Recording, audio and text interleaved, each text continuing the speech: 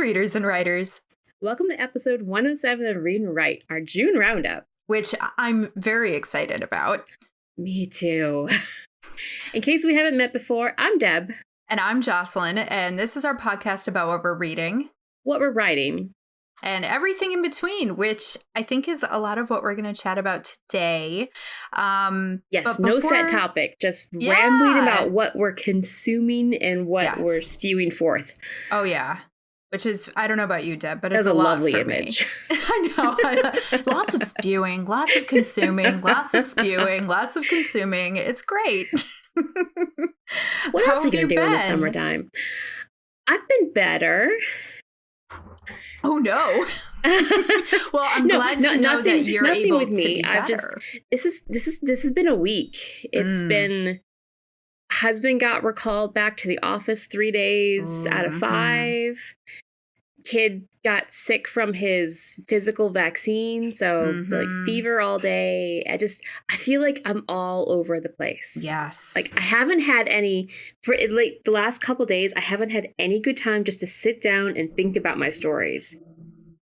I completely, I feel you on that completely. Things have been chaotic, and I feel like they're only going to continue to be chaotic as the world reopens and we're trying to get used to things again. Everybody scrambles to try to make up what they missed. Oh my God. Yeah. I'm definitely, I'm experiencing a lot of that right now because a lot of my friends and family had to postpone things, of course, during so 2020. Suddenly you're having like invitations like, here's a bar mitzvah, here's a wedding, here's a baby shower. Exactly. So like every weekend this summer is just completely booked and spoken for, and we're already. Wow. Yes. Yeah, it's a lot. I'm hoping the fall will calm down, but of course I work at a university and we're going to be opening up completely. The fall is the opposite of calming down. Yes. So we're going to have all these students back on campus. The library is going to be in full swing. So yeah, also chaotic. So yeah. So you're looking at like February for things to calm down. Yes. Yes. And I am really hoping that maybe I can take, I don't know, like a week break or something. You know, I'll have like an unconventional vacation where I just take some You're gonna take a vacation sabbatical time from the library. Yes. Yeah. And that usually that early spring semester is pretty chill anyway. So it might be a good time to do that. I like that we're in summer and you're talking about maybe I'll have time to write next spring. I know. Well, you'll be proud of me. We'll get to it later in this episode, but I have been able to write and I'm very happy about that. But it has been a challenge, and, you know, like you're expressing with your chaotic week, everything just, it's been chaotic. But I will say a good thing on my end, I built shelves for my living room, and I'm really proud of myself because I haven't done something like that since I was like in high school. Wait, we're talking you actually built shelves with like a hammer and saw and not like IKEA shelves where you put it together? Nope. I went to the hardware store. I bought wood. I cut the wood. I sanded the wood. I've got projects if you want money. I've got projects I've been meaning to get to that I haven't. And they're bookshelves. Yes. Yeah, it was on our to-do list when we bought this house. And we have the perfect little nook in our living room that was just crying out for beautiful built-in shelves. And I finally created those shelves. Are they beautiful? No. Are they stable? Questionable on that count, but they are still holding the books I put on them. So I'm going to say it's a win. They do look really cute. I painted them like a nice green. And yeah, I mean, I'm honestly really proud of myself, but we'll see how long they hold up. So what have you been doing when you haven't been building shelves? Wait, let me rephrase that. What have you been writing when you haven't been building shelves? You did say you had been doing some writing. Yes, yay! The crowd goes wild. Jocelyn wrote something. Yeah. Oh, okay, God. I'm so loopy. It's the heat. It is honestly, for the listeners, it's like mega hot right now, and the AC in my house is not living its best life. So everything is just really warm, including my brain. So I got to sit down and work on a couple short stories that I have planned. I have a whole series of story ideas written down. I'm kind of thinking about them as a collection, but they're not really, they're loosely based on a theme, all of them together. So if maybe one day they were released, those are always fun. It helps with my inspiration anyway. So if they are released one day together, it would make a nice short story collection, but they don't have to be. They can obviously go live their own lives. Asterisk point. That's also related to what I'm going to talk about my writing. Oh, that's very exciting. Yes. We have a little theme within a theme. We do. We didn't even plan it. But yeah, I worked on a short story that I've been working on for a couple months that I think is kind of growing into something larger. Perhaps it will become more novella length. Is this the Finger Lakes girl goes back to discover her roots one with like campfire and pond and all of these are Finger Lakes. That's the theme. They all take place in the Finger Lakes. They're inspired by the Finger Lakes. Right. Okay. And that particular one does have to do, the main character is a young woman who is kind of struggling with her sense of self and her identity. And it has to do with a lake monster, and there's a lot going on, and I really want to do that character. I want to do it right. I want to do my diligence with that character. So I'm spending more time on it and taking a little longer with it. So I worked on that one a little bit, but then I did finish an entire first draft of a story from beginning to end. Yeah, that's exciting. I'm very excited. It's a shorter one, but it was easy to write because it's it's kind of autobiographical, but I laugh when I say that because it's fucking evil. So I don't want people to think that like it's exactly what happened in my life, but it is very much inspired by a semi-mean thing I did to my best friend once, which was abandon her in a graveyard when we were teenagers because I got scared and I ran away. Is she still friends with you?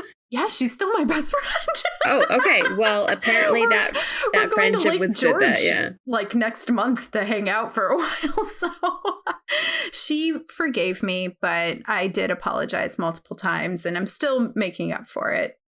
But good. I did part of this story. I'm writing it like kind of as an apology to her. So I wrote that like in one sitting. I had a nice time doing that. It's kind of a horror comedy. And I also, now we talked about, I can't remember exactly which episode we talked about, but we discussed the idea of like journaling as we write, or writing some ideas down before we go to bed, and then, revisiting that when we sit down to write again. So I did try that, but it didn't quite work for me. But it did evolve. I didn't cast the idea out entirely. So I didn't abandon the idea of the writing ideas down or journaling, at night and then revisiting it next time I write entirely. It just, for some reason, it didn't quite click having a separate notebook for it. So what I did instead was, in the document for whatever story I was writing, I wrote bullet points down. And then after, all the ideas I had or things that I had been thinking about, I just kind of wrote them in bullet points in the same document. So then the next time I went to go work on that project, the bullet points were there, the thoughts were there, the ideas were there, and I could kind of revisit that train of thought before I started writing again. So that really worked well for me. That sounds like a good idea. Yeah, I liked that. I still am attracted to the idea of journaling maybe a little bit more freely with my writing ideas kind of like bopping around in my head. But yeah, for some reason that wasn't quite clicking, but I think I'll continue to play with it and see what else I can make work. Okay. Yeah. Well, how about power to you. Well, thank you. How about you? What have you been writing? I feel like there's a lot of things to talk about here, so buckle in. Yay! Not a lot of great things to talk about, unfortunately. Well, I told you that I was officially a third of the way through my novel. Very exciting. But I had 2 scenes to write at that point. I've written one of them. Okay. And the other one I am just hung up on. Oh, yeah. It's the new character Tad, my little like goody cop. He's such a good guy. Like, I wish he was real so he would like be my friend or something. Oh. He's such a nice guy. But since he wasn't in my original outline, I'm struggling. If anyone, I don't know if I've posted these yet, but I have been starting to record some of my work, not necessarily the 6 a.m. live sessions, but I've started recording just me working. And if I actually end up posting those, people could see that I'm just writing and deleting. Just everything I'm writing, just it's not flowing right. Like, it's not coming out right. And it just, I feel like I keep getting hung up. Like, there's 3 characters in this scene: Tad, Henry, and Simone. And Henry and Simone are having an argument. And this argument just doesn't go the way it needs to go so that Tad can then go with Henry somewhere else. Like, these things just aren't, I don't know, it's just not working together. And I've basically had to step back. And I found a mind mapping software app that I know like a few episodes ago, I was like, I don't really use it. I don't think it's good for me. And but then I thought about that article I read where it was helping that particular author figure out what was wrong. So I was like, okay, I'm just going to give it a shot. Yeah. So I opened it up, and that's what I've been working on towards this scene is like everything that's happening. And then what should happen, and I'm like, okay, clear path. I know what needs to happen. And I go back to write it. I'm just like, God, this argument isn't working. So I don't think it's the outline's fault. It's just my brain's fault. It's just it's not going together. It's so frustrating. I'm 1,000 words away to getting the third of the novel, and it doesn't help that this week has just been nuts. And I with kids and holidays, and suddenly we have influx of grandparents wanting to come in and all this kindergarten stuff that needs to happen and preschool stuff. I've been filling out so many damn forms. Yes. I'm sitting at my desk legitimately doing work every day, but like almost none of it is on writing. Yep. Just documents. Documents. Thanks. Everything needs 2 forms of identification. So I have to keep asking my husband, like, hey, I need another copy of your paycheck, please. Yes. Oh my God. I need your birth certificate. I need your social security number. I need your bank number. No, those don't work. You need your name along with proof of address. So like your driver's license works. Your social security card does not work. Ugh, too nebulous. Yes.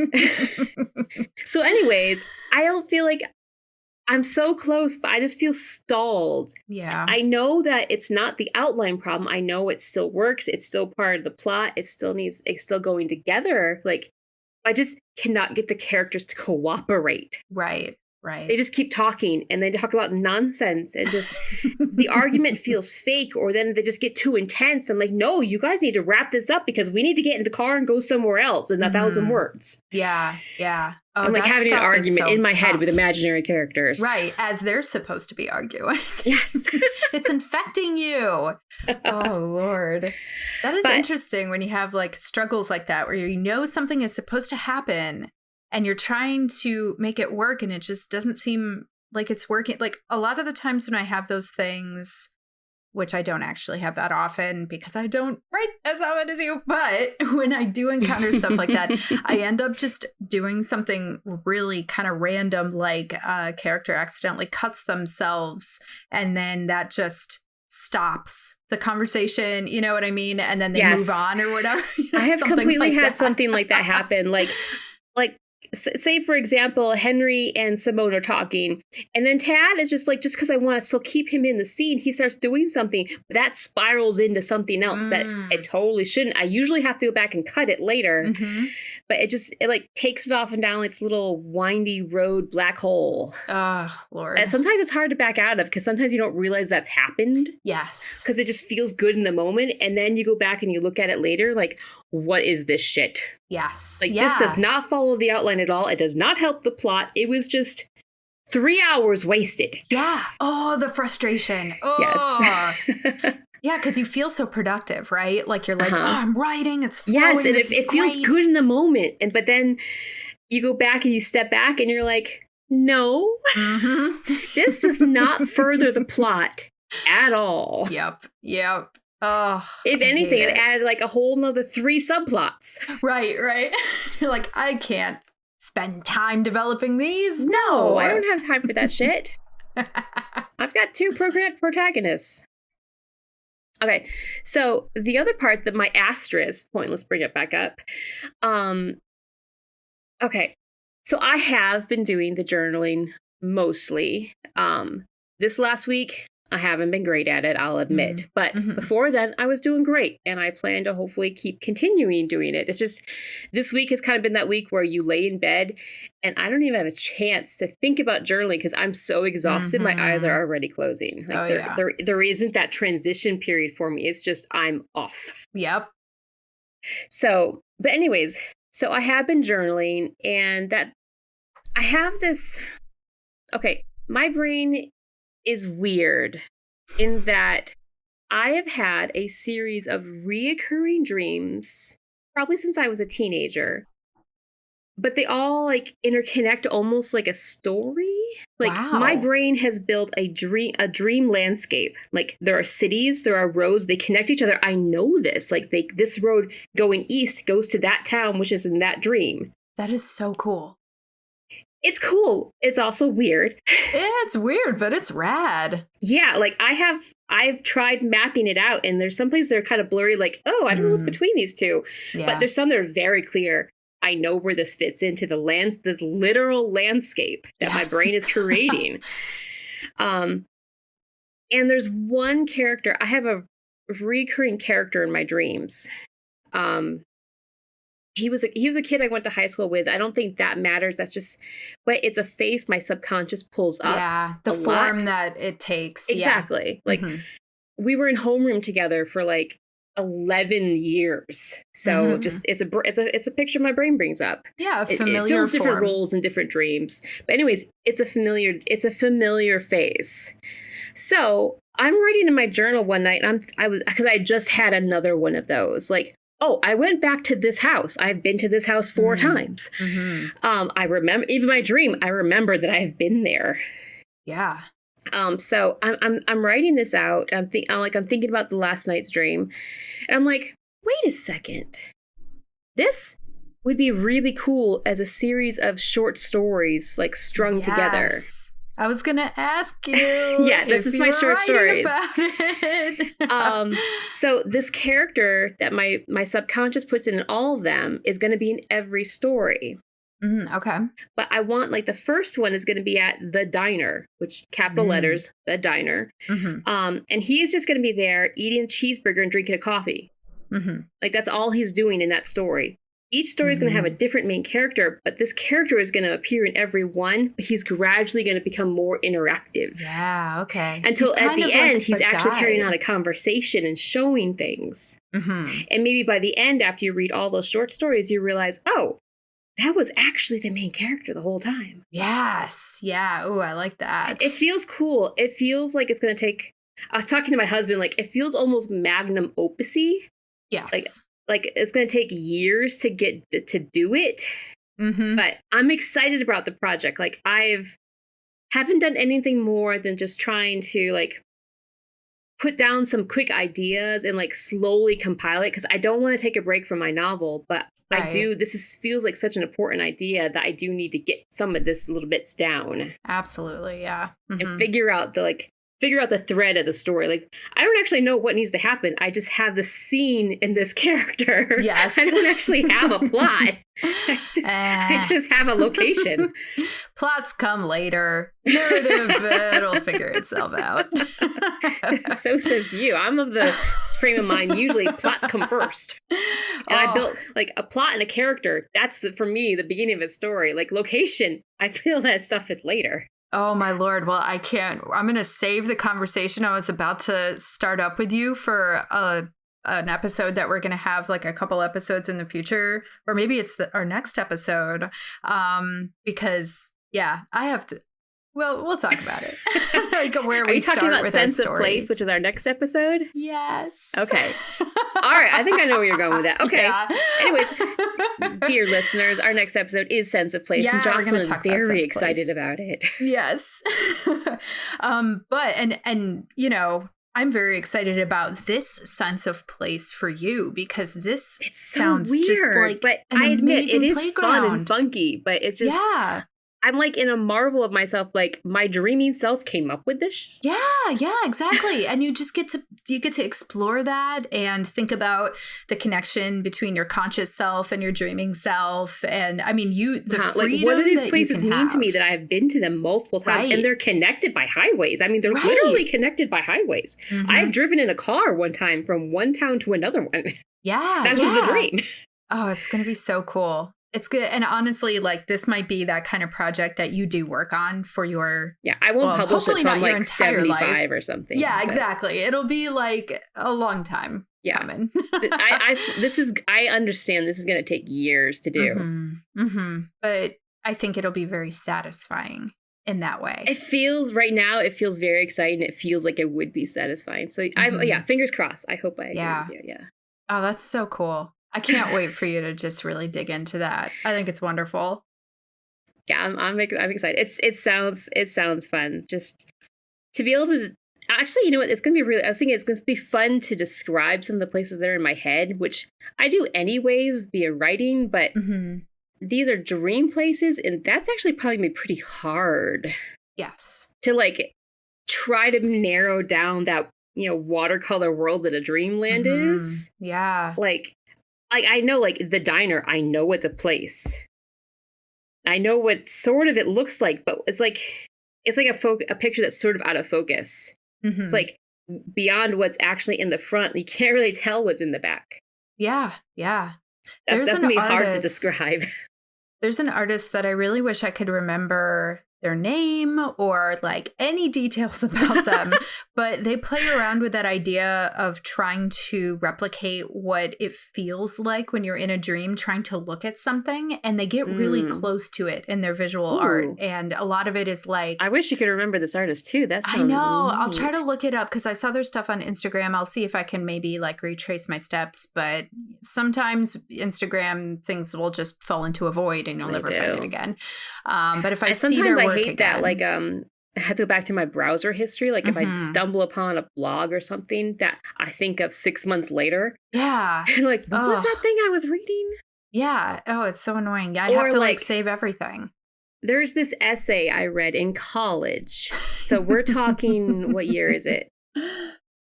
We're talking almost 20 years ago, I guess, is a good roundabout number. Like freshman year in college, like literally freshman year in college, I read this article online about the labyrinth. Ooh, yeah. About how Jareth was actually in Sarah's mind. Like he was part of her psyche. And it was like the scientific, someone probably wrote it for college, thesis paper. It was amazing. And I think about it all the time. And you know how many times I've tried to look this back up so I could read it again? Dozens of times I have tried to find this stupid essay, which it wasn't stupid, but it's just, it's so frustrating, which has probably been taken down because it's probably like on Angel Fire or something. Right. Yeah. Especially, I was just going to say that time of the internet, those documents aren't quite as easily findable anymore because Angel Fire sites, GeoCities, like things were indexed the same. Things from 2002 are not there anymore. No, I've even tried like the Wayback Machine. Like, but the problem is I don't know what the website was to find it. Exactly. I need a Wayback Machine of a search engine. Yeah, I know. That's the misconception that people have about digital. They think that it has a longer preservation time, but it's actually much shorter than physical artifacts. Yeah, I could kind of see. Unless you're talking about social media, then that shit is there forever. Well, until the servers crash. That's true. Yeah. Until something like, what was that one before Facebook? MySpace, yeah. MySpace, until they go the MySpace way and suddenly those servers aren't up anymore. Yeah. Yeah, which honestly I was fine with. The thing about digital and with physical too, it takes a lot more stewardship You got to take care of it more. You got to update it. You got to migrate things. You got to do all that stuff. And so you mean I'm going to be taking care of this podcast till I'm 85? Yeah, if you want it to be around. Bequeath it to my children. Yeah. Like, you must keep this updated and make sure you move servers every once in a while so it's available to the public. Until it becomes public domain. You can force your kids to look it up through the Wayback Machine, though. That'll be fun.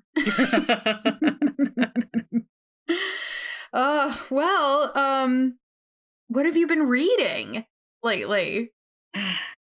Well, I'm currently jumping around between two things. Ooh. I'm still working on, maybe I haven't even mentioned it. I started the Practical Magic book. Oh, good. Okay. I don't remember if I mentioned that or not.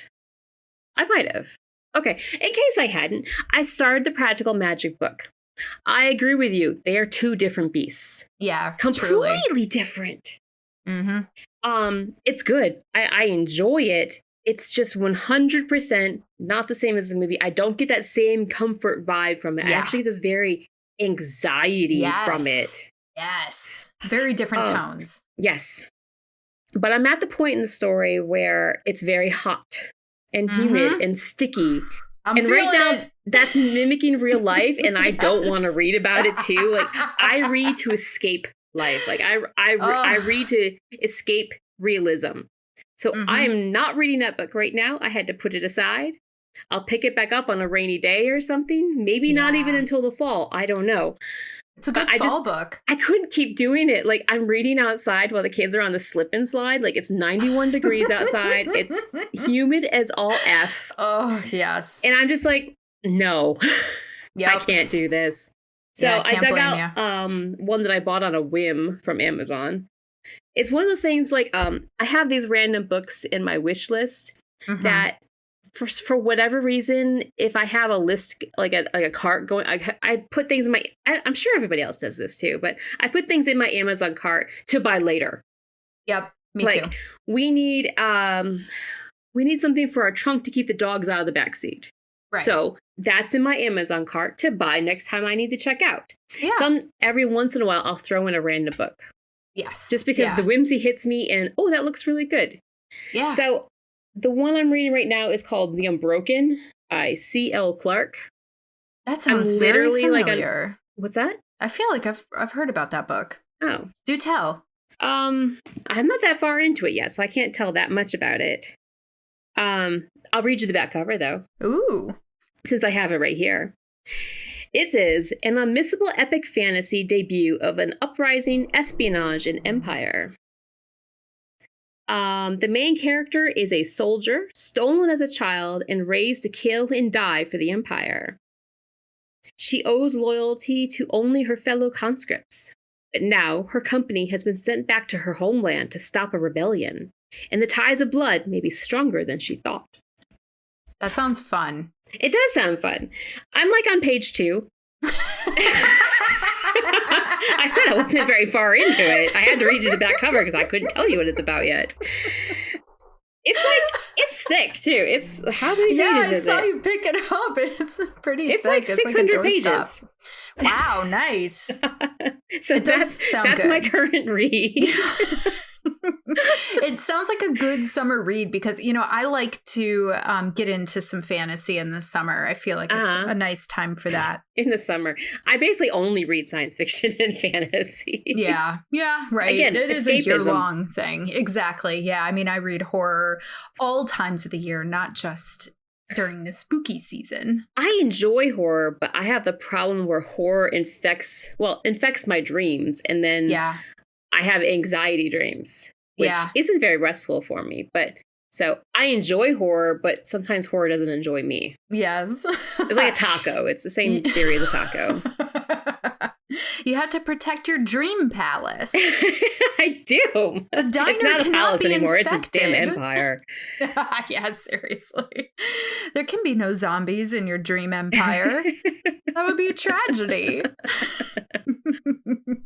Oh, but I do like reading some of I've read some creepypasta that I love them, but I can still recall, and they still scare me just thinking about them. Like, the really good stuff.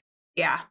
Creepypastas are super fun too because they have a lot of them, not all of them, but a lot of them have that urban legend element, which really it's super effective if you want to get wigged out on a scary story.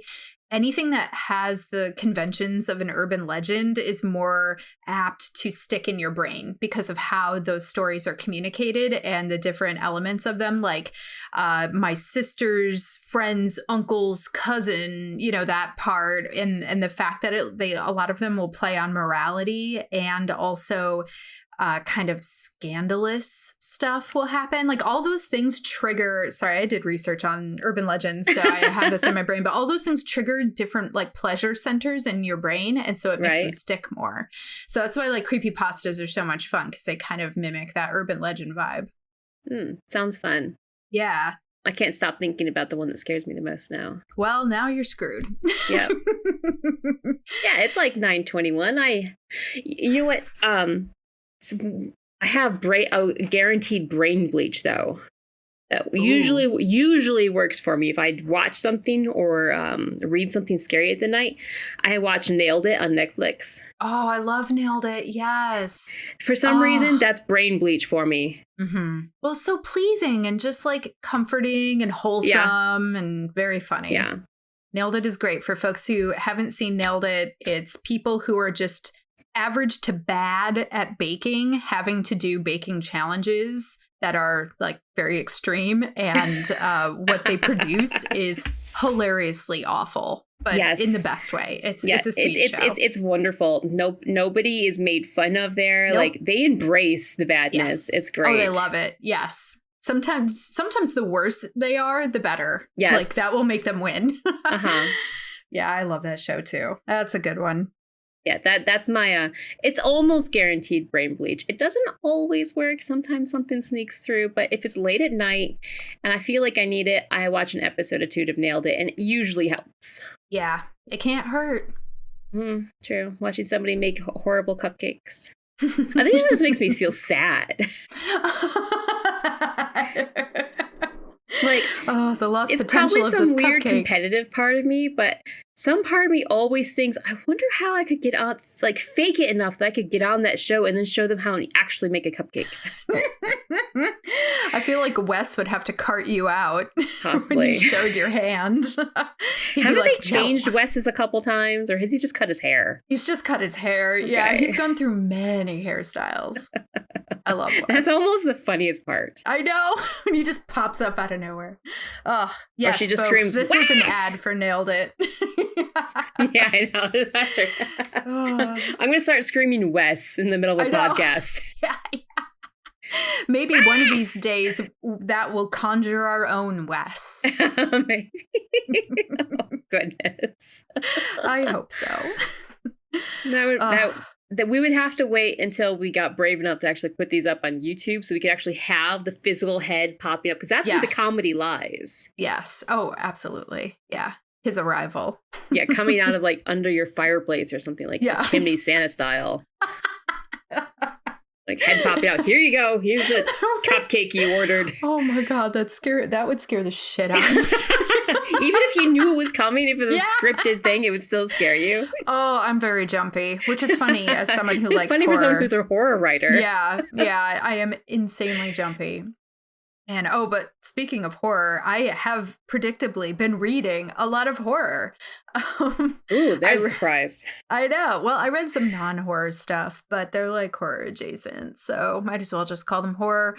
But I read recently, Unfortunate Elements of My Anatomy by Haley Piper, which is a short story collection. That sounds familiar. Like I might see it pop up somewhere. You might have. I mean, I post about it. She's an indie horror writer, but she's getting a lot of attention, and she's good for great. Her. So yeah, she's definitely getting a lot of buzz, and her books are really good for LGBTQ recommendations because all of her books have LGBTQ themes. So because Pride Month, maybe you saw Possibly. her stuff on a list or something like that. But yeah, I gave Unfortunate Elements 5 stars. I really liked it. All the stories are kind of different in style and setting. Like she sets one in outer space. She sets one in like a secret society. She sets one in like this magical, mythical seascape. Like there's just a lot of interesting places that she goes, but all of the stories hit on the same themes. So that's where like the coherence comes in. Is Gotcha. That the themes are all I'm following. the same. Yeah, and it's all gender identity and power dynamics and bodily autonomy, that kind of thing. So it was really great. I really enjoyed it, and it shows Haley's strengths and her skills. So if anyone's interested in Hailey Piper, I mean, I recommend picking up anything, but that short story collection really kind of, you could tell she was like stretching her muscles a little bit, you know what I mean?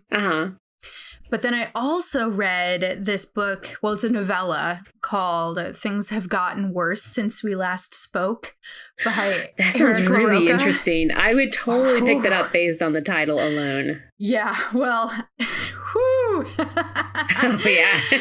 I gave it 5 stars. It kind of went viral in the horror book community. It's another indie horror book published by Weird Punk Books. And the cover of this book is phenomenal. It is just absolutely bonkers. I can't even describe it. So folks, just Google the title, Things Have Gotten Worse Since We Last Spoke. I'll put it in the show notes. Yeah, and check out that cover because it's beautiful and horrific at the same time. But it's, okay, so this might also entice you, Deb. It's set in the year 2000. Early internet culture. It's an epistolary novel told between AIM chats between 2 women and emails and message That sounds board really posts. interesting. It's incredibly interesting, but I will warn everybody, it is a horror novella and it is horror. So it starts off as like 2 people kind of having this adorable meet cute on an LGBTQ message board and falling in love through chats, and then the dynamic quickly becomes really weird and intense, very intense. And it just continues. I don't want to spoil things for folks, but it just goes really wild places. I'm gonna have to read this. Like, yeah. I just got done saying I don't read a lot of horror, but I'm gonna have to read this. It sounds really interesting. Very interesting. Very quick read. It's a novella, so you could read it in like one sitting. But I loved it. So I definitely recommend, if people don't have a problem with things getting really kind of messed up, there's a little bit of like stomach turniness in there. Like I'm not gonna like sugarcoat it. So I should read it in the daytime. Read it in the daytime. You probably won't think about meat the same way again. I don't know. Good thing I'm starting to go a little vegan. Yeah, this might help. But I mean, it was kind of gross, but I've read grosser. So yeah, I don't know. If I had to rate it on a scale of 1 to 10 of like the most disturbing thing I had ever read, I'd probably put it at a 6.5 or a 7. Oh, that's not too bad. Yeah, but like take that with a grain of salt. Yes, because you're talking to me. Right, because you read a lot of it. Yeah. Okay. But the other things I've read recently, so I really like Tana French. I love her Murder Squad mystery series. I find them like really compelling. I love her settings, her characters. Everything takes place in Ireland, and that's like very strong on the page, and I really enjoy that. And everything's like really dark in her books. And she had a semi-new release called it's called The Searcher, something like that. I did not like this one. I was like super disappointed. It's not a Murder Squad book. It's like a standalone, and it's about like this New York cop, or no, not New York. I'm sorry. I actually don't know where I think Chicago. But he's from the US. You think Chicago? Yeah. He's from the US. He moves to Ireland for some damn peace and quiet. And of course ends up having to get involved in some kind of ne'er-do-well situation. But it was like so unlike the things that Tana French usually writes. all of the stuff that I find charming about her writing was missing. And it just kind of felt like a crotchety Clint Eastwood movie without the beautiful cinematography. So I didn't really enjoy that one. And I'm a little bummed out because Ton of French is one of my favorites. So I don't really know what happened, but I'm not alone in that. That sucks. On two fronts. One, it sucks because it's a favorite author of yours and you were disappointed. But it also sucks from the author's point of view. Like, right. They just wanted to branch out and get rid of the story that was in their head that they probably were like, wow, this is so different. I love this. That really sucks from the author's point of view that someone just doesn't like it. Yeah. And it wasn't like alone. the other stuff. A lot of people didn't like it. So, yeah, I don't know. I feel bad for this author. There were still plenty of folks who did like it. Didn't go well. Well, I think that might have been the thing, is that she didn't go different enough. She still went in the dark crime mystery vein, but the tone was just so different. So I feel like, I don't know, everything set us up for more of what we were used to, and then that's not even close to what we got. Okay. So, yeah, I mean, yeah, we'll see. We'll see what she does next. I mean, I will still always pick up her books for now. She's still a go-to author for me. That's good. This one book is As an not aspiring author, I'm glad that you're willing to still read her stuff after you had a one dud. One book out of like, I don't know, 7 or something that have been amazing, and this one didn't hit the mark. It's fine. But I think I've also decided, in terms of what I've been reading recently, that this is going to be a Michael Crichton summer for me. I've only read one Michael Crichton book, which I think was a book that you and I read. Yes. Yes. One of the most boring books in the face of the universe. I liked it, but it was boring. I want a caveat here for the listeners. I do have a rumbling thunderstorm going outside, so if my mic picks up anything, I might not be able to edit it out. So if you hear rumbles, it's a thunderstorm. I'm so jealous. I wish I had one. It might just be like a heat lightning thunderstorm at this point, but there is definitely rumblings going on outside. I've heard them a couple of times now. I love a good rumble. And this microphone is super sensitive.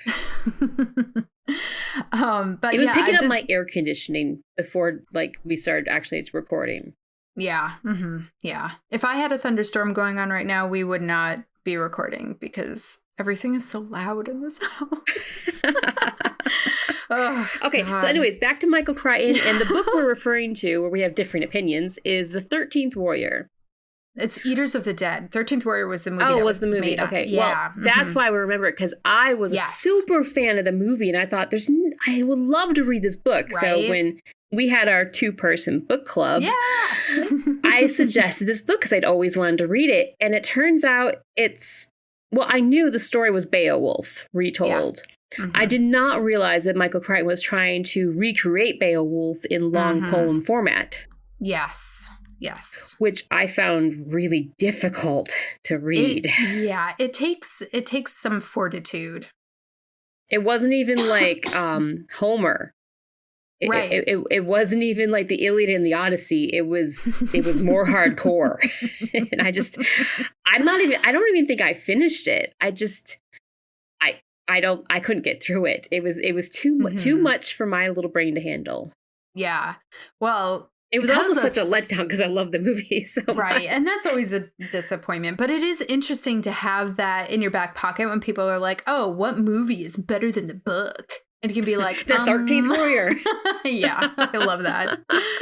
Well, because that was my only experience with... Wait, you'd never read Jurassic Park? No, I've never read Jurassic Park. I haven't read any other Crichton. I know. Well, this is the summer of Crichton, baby. Whoa. All right. Well, buckle up, Buttercup. Well, I'm starting with Timeline, which... Okay.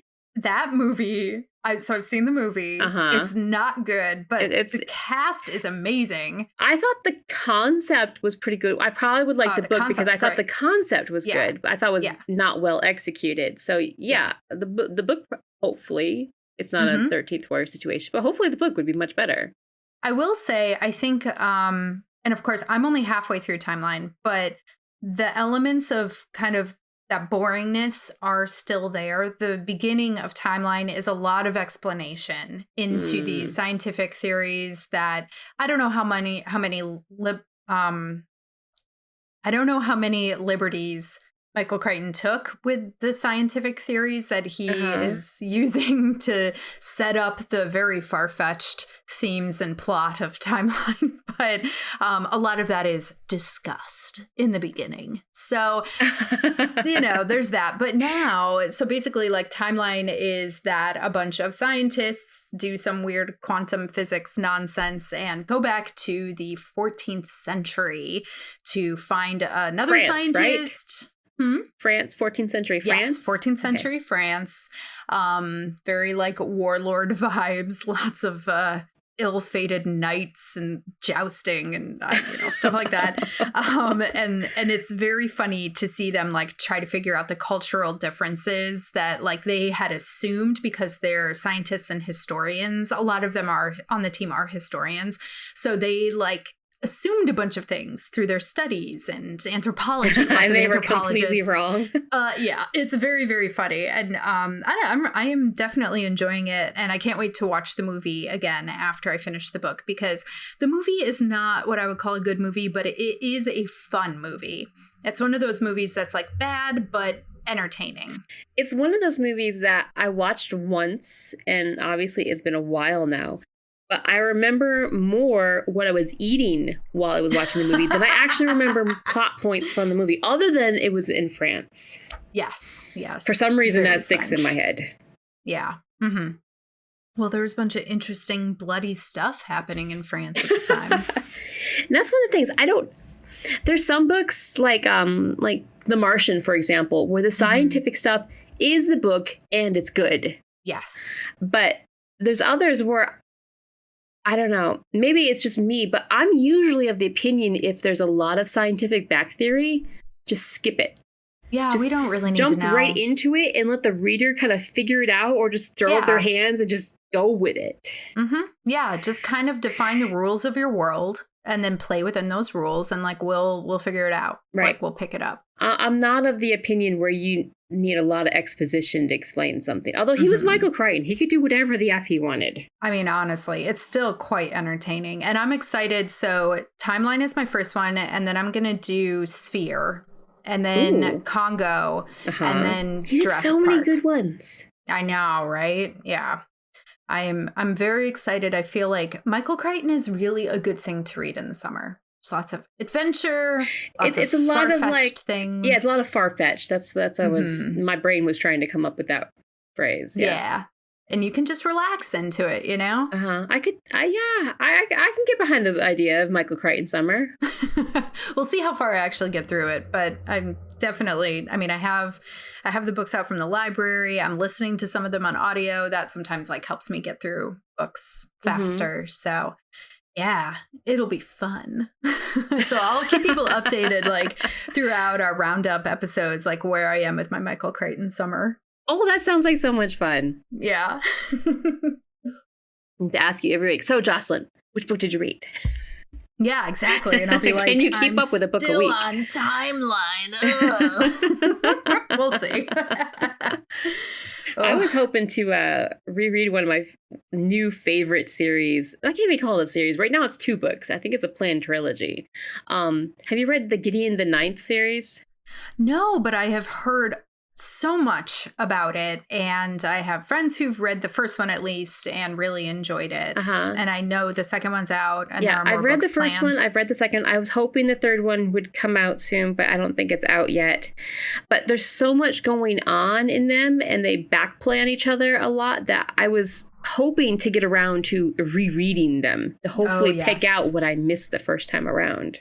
Yeah. Because you have the first book, and the first book already has a lot of stuff going on. First of all, necromancy. Yeah. I mean, how nobody writes about that. That's awesome. But then the second book basically revisits the first book a lot, but in a different way. Interesting. Yeah. So it plays off of it a lot. And then, I mean, they're a decent reads. They're not short by any means. Yeah. So I was hoping at some point this summer to get through and reread both of them.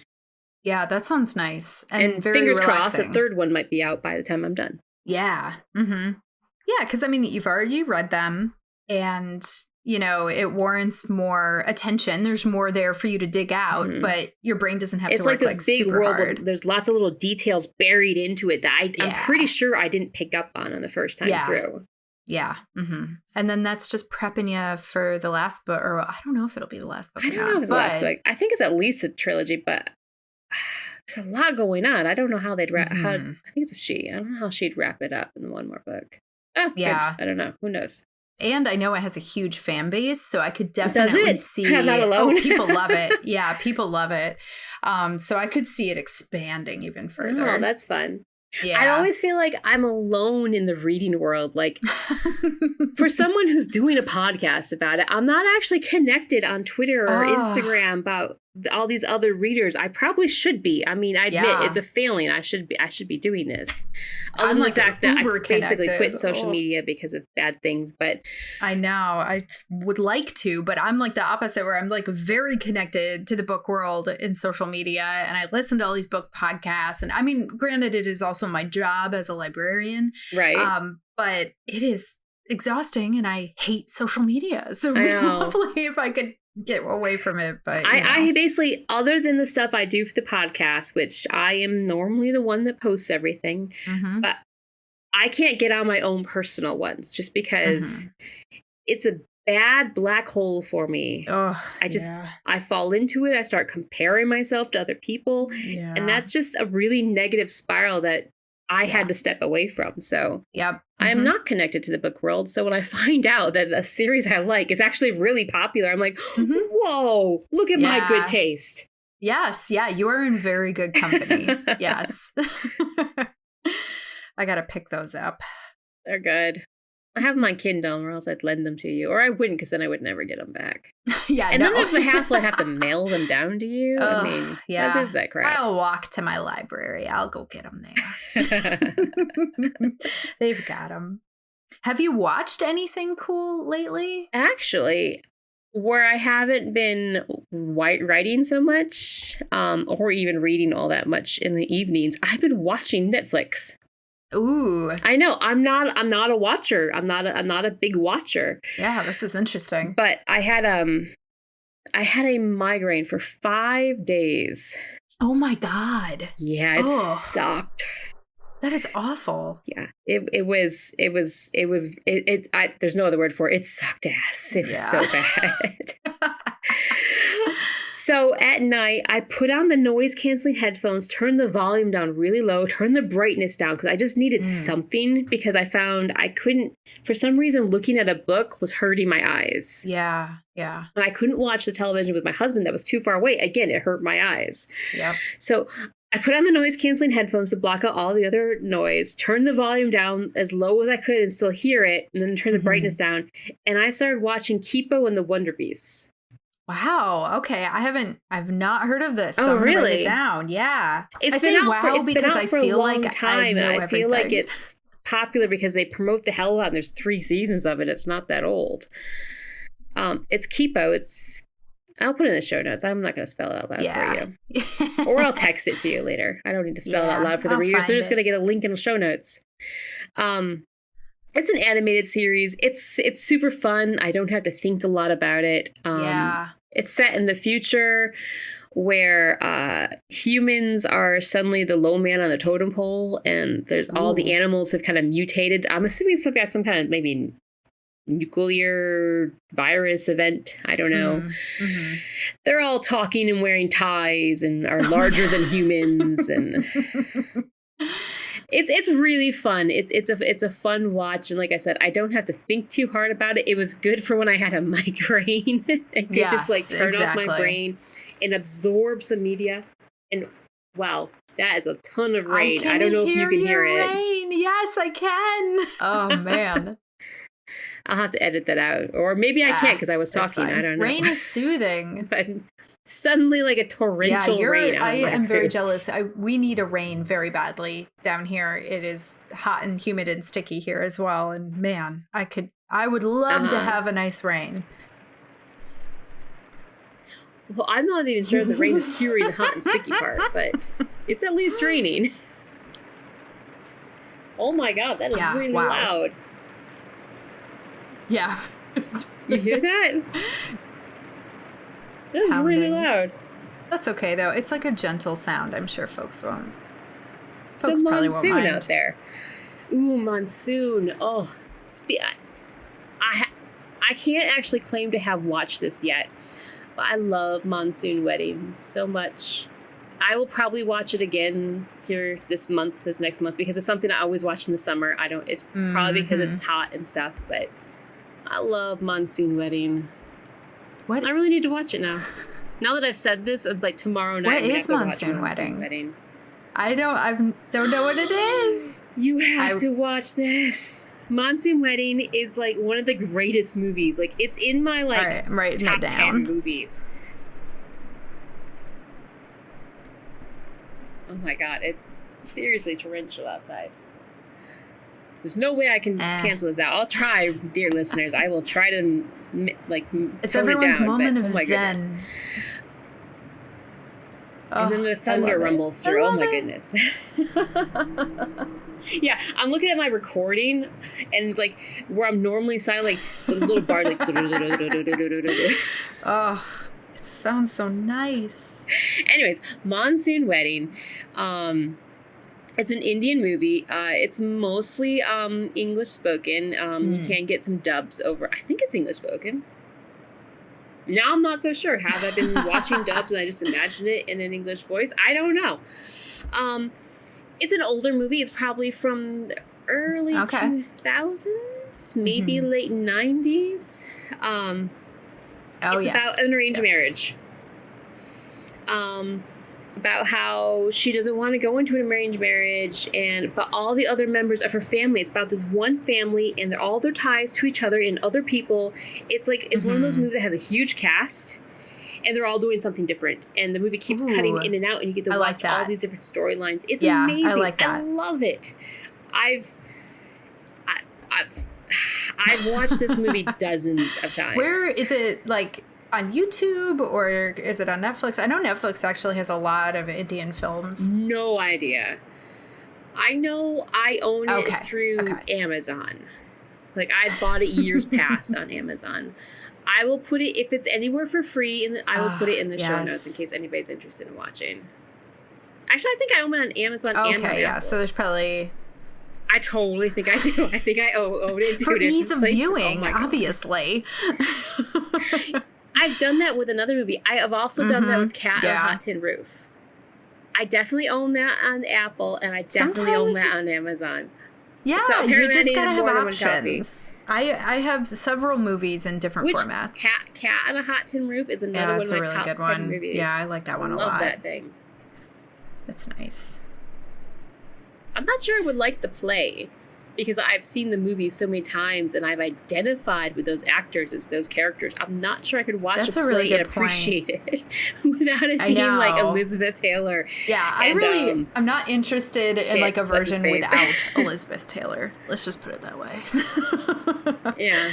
Oh, I love that woman. Oh, so what have you been watching? Well, much like my reading, I've had some hits and misses.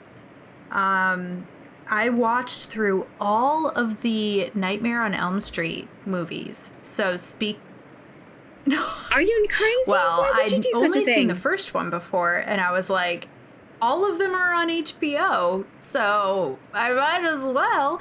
But I needed something on in the background while I was building all those shelves I talked about before, so... Okay, so at least you weren't actually sitting down and I watched the first all. one again because I do love the first one. Okay. And then the second one was not great, in my opinion.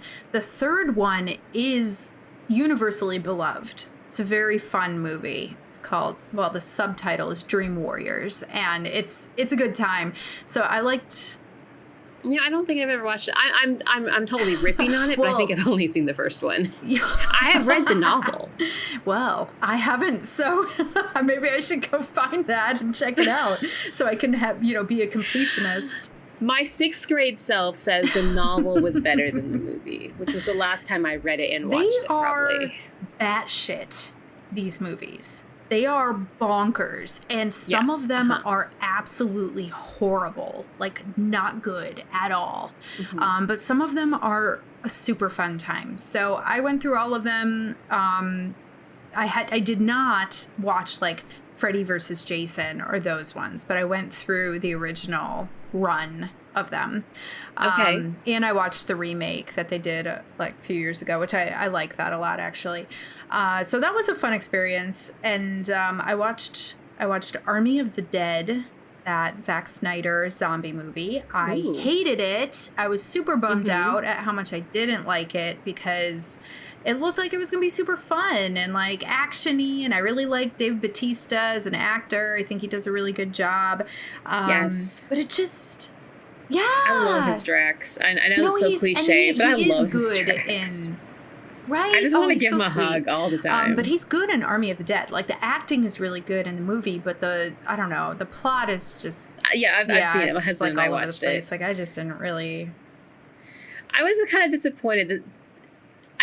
I don't feel like you can expect much from a story from a movie like that, but I expected more from the story. It felt like the story was kind of pieced together. It was like a bunch of, like, tropes that I feel like Zack Snyder was like, well, this'll win big with the audience. Oh, and this'll win big. And he just smashed them together, and together they didn't really, like, amount to much. You know what I mean?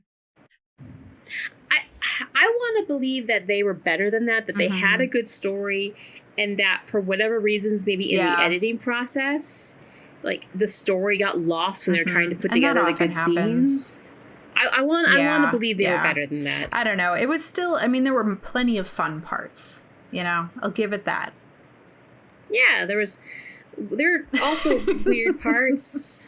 I want to kind of spoil it because there's one part I really want to talk about. So, readers, if you haven't watched this movie,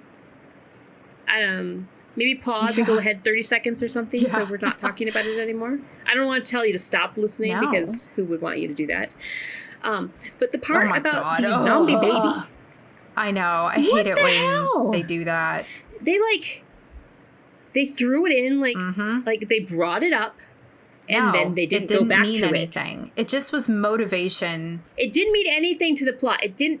I'm a big person about plot. Yeah. Like, it didn't do anything. It just pissed off the main zombie guy. Yeah. That was its only point. Yeah, which killing that character would have done alone, like killing his like queen. Yeah, who cares about the baby? Like, that didn't matter. And also, I hate it when they make zombies be pregnant. Like, come on. It's a zombie. Oh, yeah, I'm with you. The cells don't work like that. Let's pretend science still exists. The whole point of being a zombie is that the cells are reanimated, but they're no longer producing. You can't make a baby like that. It's not the way cells work. It's not science. It was... I'm getting angry about that was a detail that movies. Didn't need to exist. I like a good zombie movie. I love a good zombie book. I know. But it's really touch and go. Like, I'm really picky about my zombie content. That's true. Some of it's really awful. Some of it's really good. I've read some really good, like, indie off the bat stuff. Just like, that was... And you know what? Maybe in retrospect, maybe it's not that good. But when I was reading it, I really enjoyed it. That was the point. I did not enjoy Pride and Prejudice and Zombies, though. I didn't read Pride and Prejudice and Zombies. I have it floating around here somewhere, but I haven't read it yet. I tried to watch the movie, trying to, like, see, like, okay, let's see what else is. I liked the movie. I thought it was fun. But I really like Lily James, so she was enough to, like, keep me invested. Yeah. I liked the fight scenes. I don't remember why I stopped watching it, but I remember I turned it off and did something else. That is totally fine. Totally valid. I watched another horror movie that disappointed me recently. I watched the third Conjuring movie. The Devil Made Me Do It. That's the subtitle. Oh, I saw that on the HBO Flickr. They want me to watch it thing, and I was just like, no, I don't think so. I was very disappointed by that one. Yeah. I feel like I'm glad I passed on it. I really liked the first Conjuring movie. I liked the Annabelle movies. I liked the Conjuring universe, but that one just, it was very piecemeal, very strangely put together. There wasn't a whole lot of emotional arc going on. They tried to shoehorn this thing about how Ed and Lorraine love each other so much, and that, I don't know. I know who they were as real people, And so I'm not buying it. You know what I mean? But I didn't just watch like bad movies or bad things. I also, my husband and I just started the Westworld TV show. Speaking of Summer of Crichton, we started the HBO Westworld series, and we're super late to the party. Yeah, but that's how we roll with TV shows. I watched season we one wait like until 4 everybody years else ago. clears out of the room, and then we go hit up the snack table, basically. But we're having a good time with that. We're like almost done with season 1, and it's really interesting. There's so much going on. It's exactly the kind of sci-fi that we enjoy. So we're looking forward to going through that throughout the summer. That was classic me. Watched the first season. Yeah. I didn't go back for any more. Not because it was bad. I mean, it was very good. Just I'd hit my limit of how much I could watch. My husband watched the rest of it. That happens, a lot to me. Watch the first season, kind of waiting. This is why I wait, actually, because I will watch, if I watch things in real time, I kind of forget. And then when the second season comes out, I'm like, and I'm like doing other things. Yeah. That might be partially my problem, but some of it I can't even blame on that. It's just, I'll get to the end of season 1, just like, okay, I'm tired of watching that. And I don't want to watch those characters anymore. Right. I'm sure I always say that, I'll come back to it. In your head. Like, I'll do this later, but I never do. Because I don't watch TV all that much. Your TV time is precious. You have to pick things carefully. Yeah. Or just comfort TV. I almost considered watching The Witcher. I remember you recommended The Witcher to me, and I've been keeping that in mind. Like, yes, I should watch it.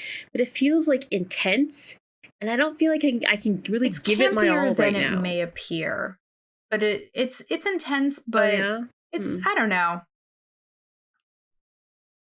I need something I can pick up and then put down whenever I want to. I don't want to feel involved in the storyline. The Witcher might actually be a little bit better for that than it appears, because the first season kind of plays off of one of the short story collections that is in the series, and each episode does kind of feel like an individual short story. There is a through line plot, but it's not the real focus.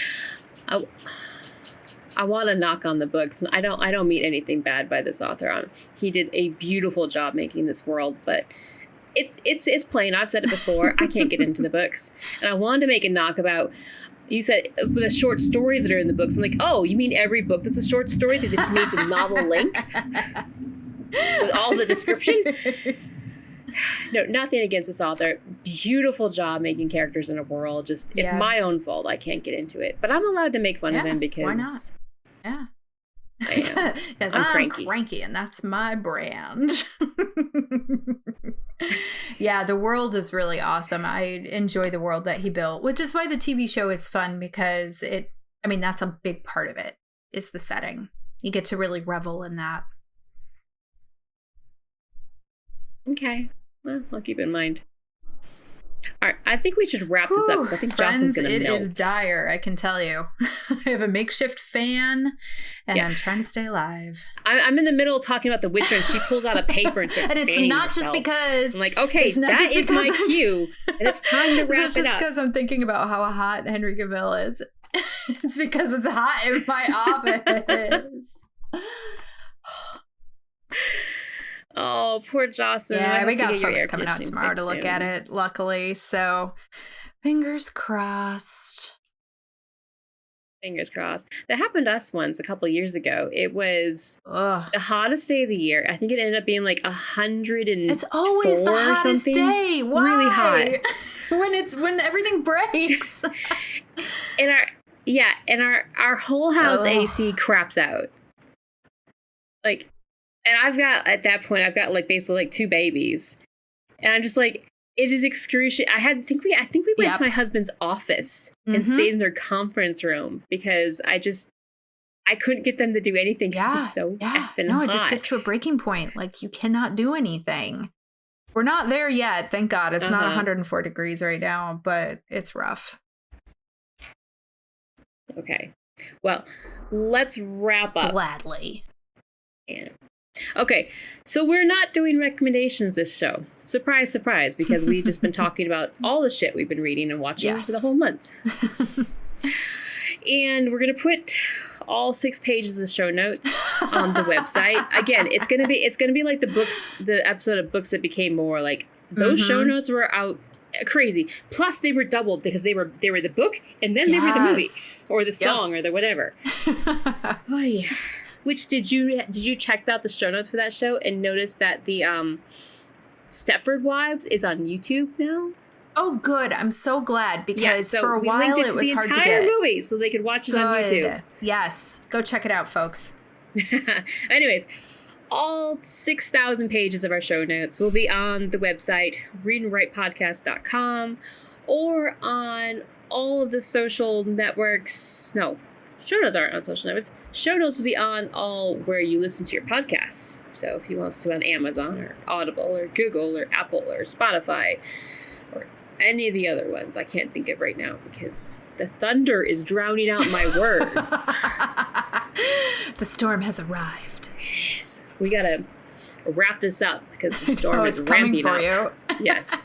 Like, I can see, like, the lightning and then the trees are outlined in the white light. Oh, my Lord, I love it. I love it. Okay, so that's it for this week. Catch us next Wednesday when we're going to talk about... Sense of Place. I know. Jocelyn is so excited about this one. Yes, I am. Like, she has been talking about this in our after podcast meeting for weeks. Yeah, I'm pumped. I'm really pumped. It'll be very disappointing when we finally get to it. And now I'm just like... I like it. that'll be the podcast. Oh my God. If you do that to me, I'm just going to I don't know, do like a mic drop and walk away. All right, Jocelyn, you're on this episode. Okay. Until that point, stay safe. Keep reading. Keep writing. And go do what you do best. Maybe we should change that last night. It's so corny. At this point, we might just have to keep it, though. I know, it's funny. As long as we live it up every time. I know. Well, I think it's important to do what you do best because it's your gift that you bring to the world. Yes. Okay. Oh, Lord. All right, Deb. It was a pleasure talking to you as always. Yes. Yep. Go open your windows and turn on a fan. Oh, bless you.